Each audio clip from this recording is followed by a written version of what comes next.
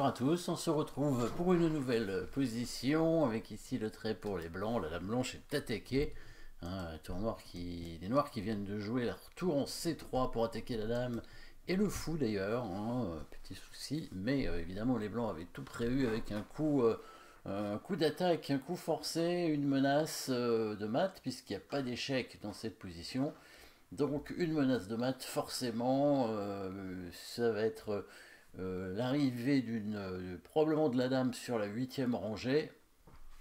La dame blanche qui peut pas tout de suite venir. Alors évidemment, dame prend C3 serait quand même une menace de mat, puisqu'il y aurait dame C8 échec derrière, mais il y aurait simplement fou prend C3. Évidemment, vous avez trouvé quel est le bon coup pour amener la dame sur la 8e rangée. On va prendre le pion ici en E6, et oui, ce qui va menacer évidemment très fortement le coup de dame en D8.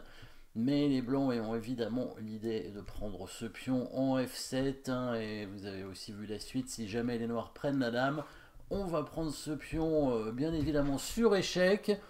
On s'aperçoit bien entendu, on l'avait vu auparavant, que le fou contrôle la case de promotion, donc le roi peut pas y aller, obligé de se décaler, et là le petit coup qui permet de mater rapidement finalement. On va pas faire dame parce qu'il va prendre la dame et il va libérer une case pour le roi, mais on va faire un petit clouage pour faire une nouvelle menace de mat. Il n'y a qu'un seul échec dans cette position, c'est E8 dame. Donc la menace de mat, bien évidemment, avec le très fort coup de fou ici en B2 qui permet de clouer le fou G7 et donc de menacer de la dame. Si le fou prend, évidemment, c'est mat directement avec le pion qui fait dame. Les noirs ne peuvent rien faire parce que s'ils ramènent leur tour, ça ne sert à rien, on fait dame quand même, et quand il prend, on reprend de la tour et c'est mat.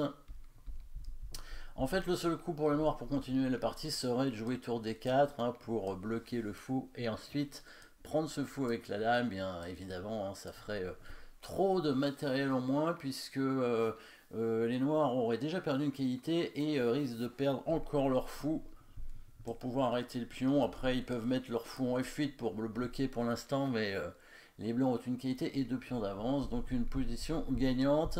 Est-ce que les noirs avaient d'autres solutions? Peut-être qu'ils n'étaient pas obligés de prendre la dame et qu'ils pouvaient prendre le fou ici avec la dame, dans l'idée de contrôler bien sûr la case de promotion.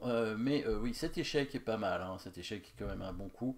L'idée c'est que si la dame revient couvrir, on va tout simplement pousser le pion et on va gagner la dame parce que s'il échange, on fait une nouvelle dame et lui il n'en aura plus évidemment. Donc sur dame prend dame, pion prend dame et on refait dame. Peut-être qu'il peut couvrir du coup avec son fou, ce serait peut-être un petit peu mieux parce que là si on pousse le pion il prend avec la dame. Et ici le meilleur coup c'est de prendre le pion sur échec tout simplement, avec des menaces assez menaçantes bien entendu. Si le revient en H8 il se fait mater rapidement avec la dame qui vient faire échec en D4, le fou obligé de couvrir et on fait dame à nouveau, avec toujours la même histoire que dans la partie, le fou qui est cloué.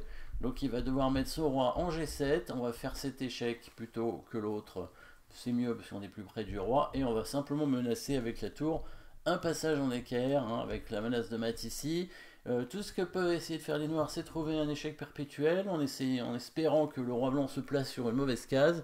Donc là, il ne faut pas aller en H2 par exemple. Si vous allez en H2, il y a le bon coup de défense dame D6 qui permet de clouer la tour, donc d'empêcher le mat et de proposer l'échange des dames.